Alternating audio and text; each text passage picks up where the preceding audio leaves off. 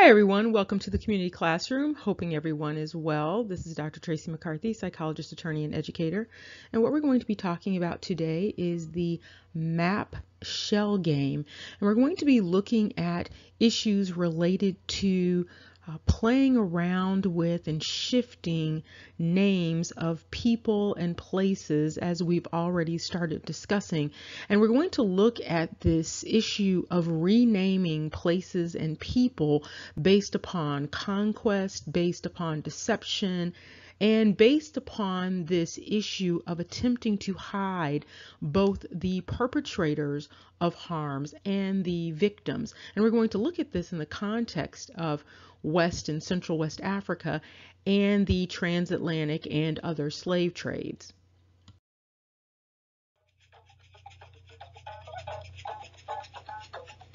And what we have here is the point, the gate, the door of no return in Africa.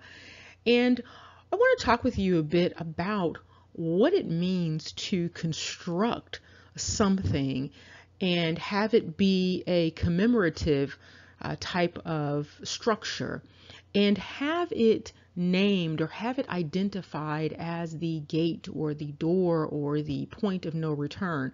The point of no return basically means that this is a point beyond which one must continue on one's course of action, because turning back is basically impossible. The direction is irreversible.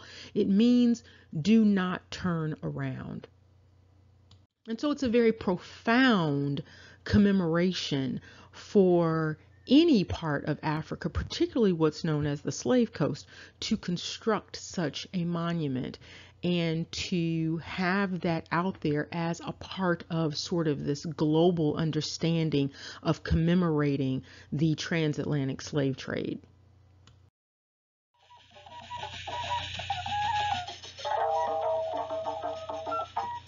Now, the former Slave Coast area is in what is known as today as Benin, and it is in West Africa. And you can see on the map, the current map of present day, you can see Nigeria to the right, and you can see Togo, and you can also see Burkina Faso and Ghana.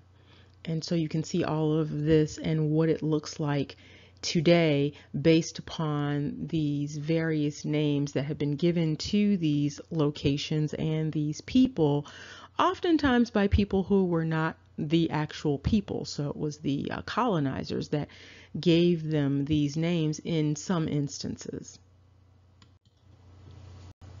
A question that needs to be answered, however, is who was there prior to this current map? Did it look any different during the slave trade? And the answer is actually yes. And we're going to start closer to time where we are now, and then we're going to work our way back to the time associated with the slave trade. So we're going to look at some antiquated maps.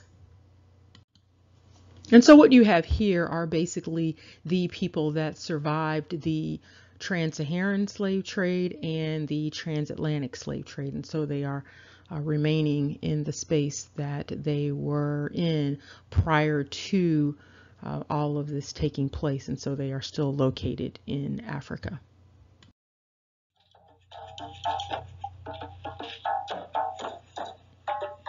One author was talking about writing on the history of Dahomey and making note of the fact that there are so many names that are used for different places in Africa, and sometimes the spellings are so varied that it's really difficult to actually track some of these names. And one of the things that the author mentioned was that the spelling of the state and the city of this place called Ouida, it varies most among the place names. So this is very odd. So you're talking about just a city, a state, that the spelling of it varies more than any other place name that this author could think of.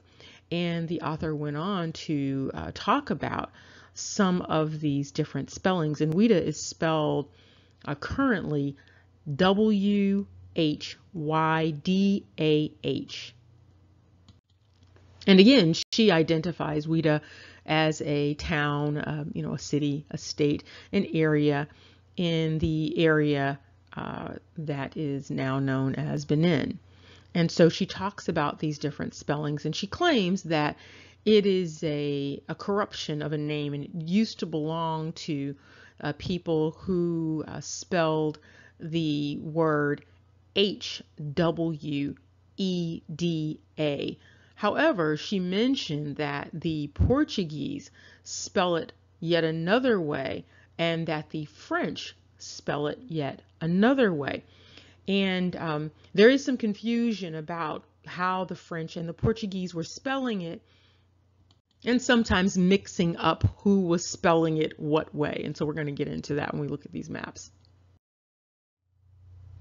Now, the fascinating thing about this map is this is a really great map.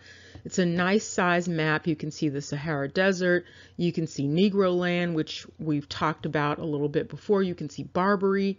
You can see the Kingdom of Timbuktu, and of course it's spelled a little different there. You can see Nubia. You can see Guinea. You can see the Gulf of Guinea. You can see that huge sign that says the Kingdom of Benin. And you can see the Kingdom of Mandinga. And so you can see quite a bit from this particular map. But the interesting thing about this map is that this map is a revised map of this area. And so prior to this map looking the way that it looks, there were some other kingdoms on there. And so a lot of those kingdoms are missing now. And so you can see down in the left-hand corner, it says basically this is a new correct map of Negro land and Guinea. And don't you want to know what the map looked like before it was corrected? One of the things that I want you to make note of, if you can see it, it's so small though, it's over on the right-hand side below Nubia and just into the left a bit there. And you can see that's the Nile of the Negroes.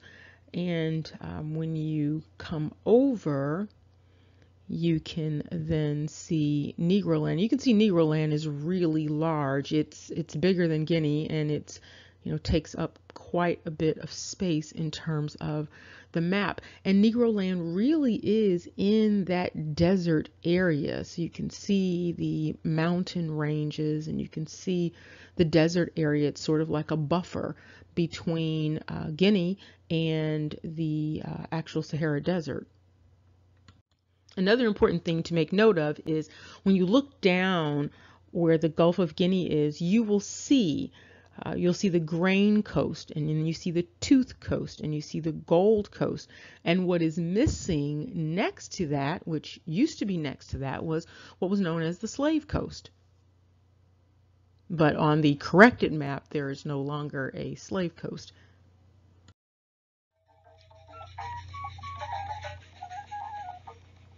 Now, the prominent marking for the Slave Coast is missing, but what you do see there is this marking for, you see two kingdoms that are next to each other, and one is the Kingdom of Arik, and the other one is the Kingdom of Ouida.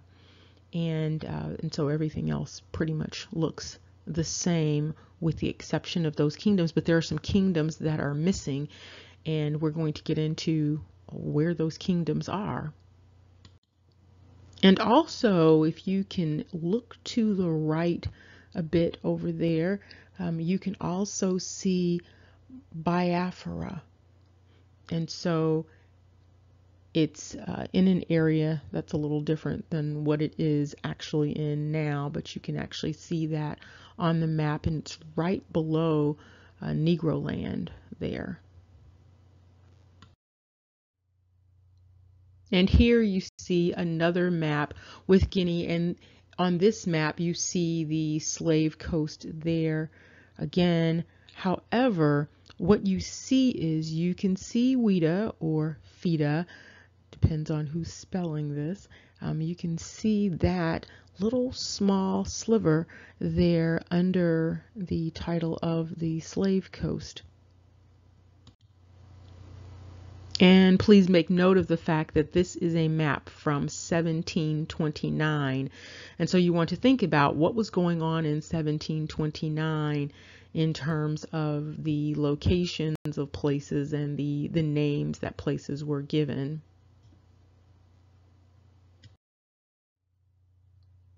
And when you look up in Negro land, you can see that it was a very busy place, and you can see all sorts of people and places inside of that area. It was a heavily populated area, even though it was so close to the desert, and you can see the mountain ranges there.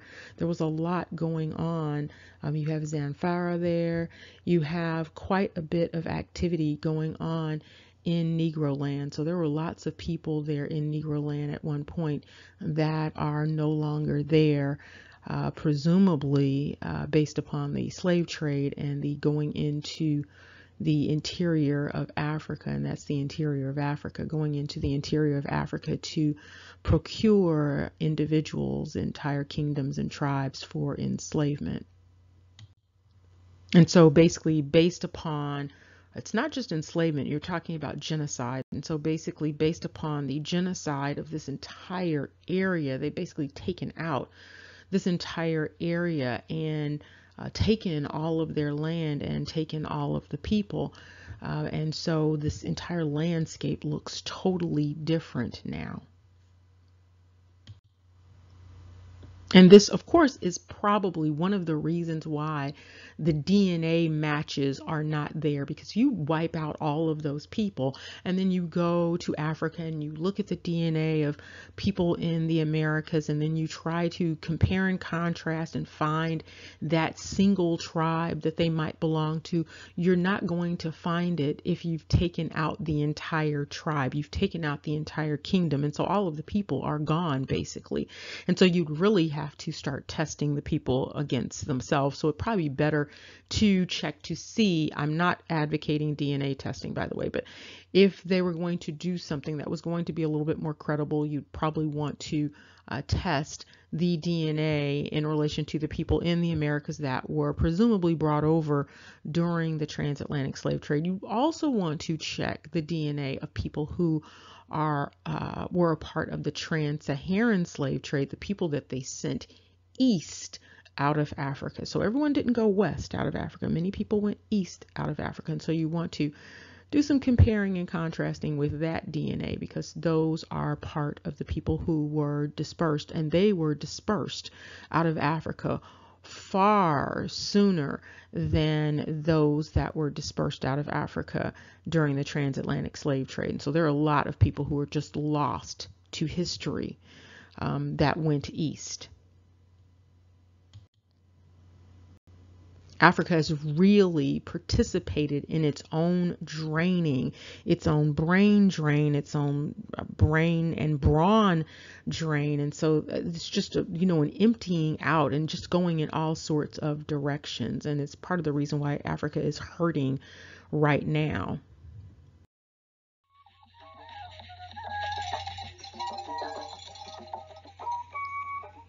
Okay, you can see all of these kingdoms that existed prior to wiping out all of these places. You can't see them all because this is sort of a condensed map, so we can concentrate on this particular area. We're looking at the Bight of Benin.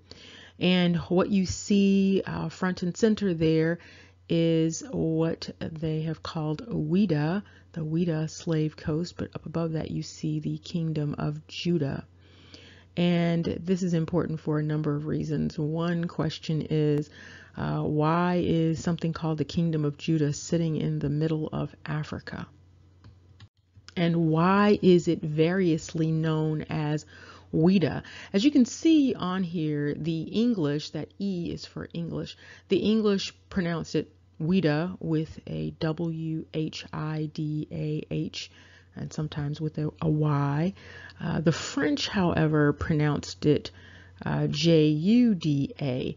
And the way that the French pronounce it, they don't pronounce it like we.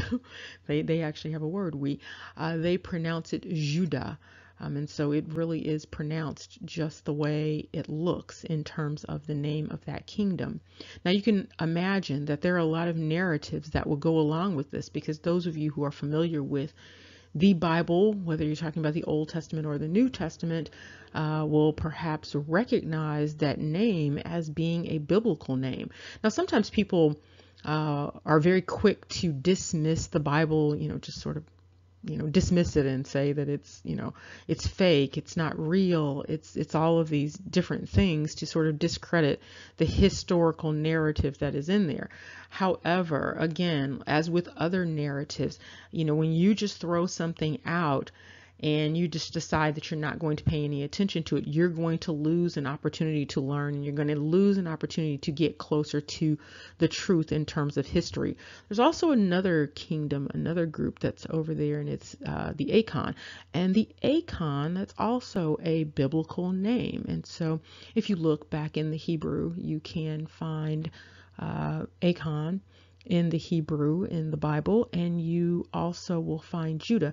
Now, this spelling of Judah is very interesting on this map, because this spelling of Judah is the spelling of Judah in the New Testament of the Bible versus the Old Testament. The Old Testament of Judah has that AH on the end of it, just like Judah does, and the New Testament in the Greek simply has the Juda, so it's spelled the same way that the French spell Judah. And this map is very interesting, because on this map they're telling you, where they are procuring different things, and so they can tell you where they were getting gold and where they were carrying it to, and where slaves were coming from. And so there are all sorts of descriptors on some of these maps to give you an idea of not only place names, but the significance of the places. Now, what is very interesting is that once the kingdom of Judah disappears, the slave coast itself disappears. And so there is no longer a coast for transporting slaves, or it's not the main slave coast once the kingdom of Judah has been taken out of there. And so it might just be that all of the slaves are now gone, and that the kingdom of Judah is the last group that was enslaved, and also you'll see that all of Negro land has also been changed when you see the slave coast is no longer there. And this is a map that's showing a closer view of it, and you can see a little bit better perhaps that profile that's going on here in terms of Negro land and this kingdom of Judah. And you can also see the little king of Judah. He was made king, I think he was 13 years old. He was a child king, this king of Judah. And yet on another map you can see that it is spelled plainly Juda, and you can see what it's next to, and you can see Dahomey up above it, and you can see Benin off to the right hand side there, and then you can see Biafra also. If you look, you can see Biafra off to the right. I guess one question that one might want to ask in doing their research, those of you who are researching your backgrounds and trying to trace your histories, one might ask, how did this kingdom of Judah end up on the western coast of Africa in that way, and exactly what happened to them when they were taken out of there? We're going to talk about that actually. And here you can see yet another map where Judah is plainly spelled out here on the map. So there's no confusion. There's no Wida and then Judah. It's just plainly Judah.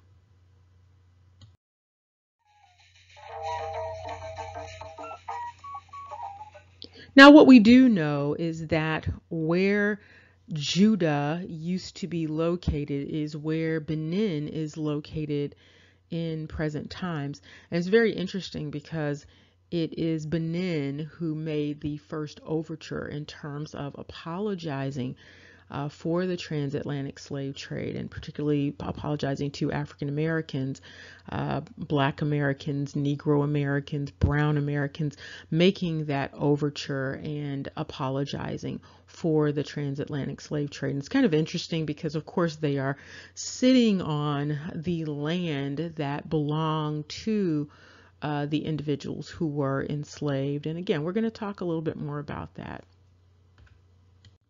So here you have this gate of no return, this monument of no return, sitting on the land that belonged to the people who were shipped out from this location, who were cast out from this particular location, and then of course their land seized and now occupied.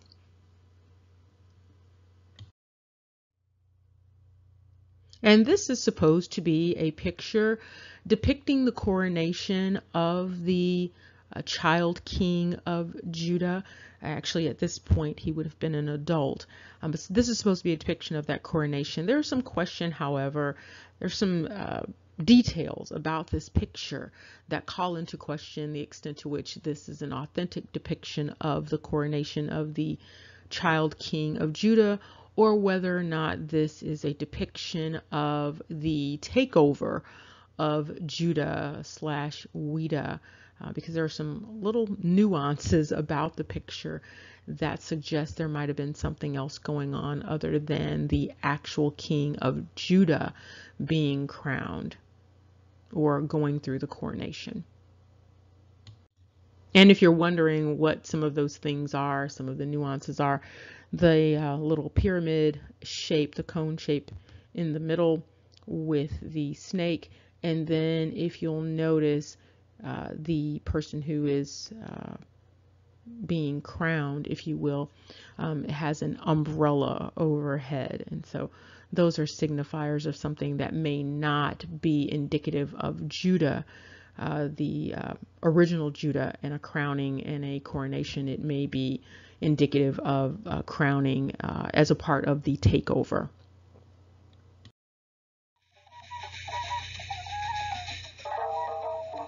And so there has been quite a shell game in terms of maps and in terms of the names of people and the names of places, and the identification of this kingdom of Judah sitting in the middle of West Africa is very interesting.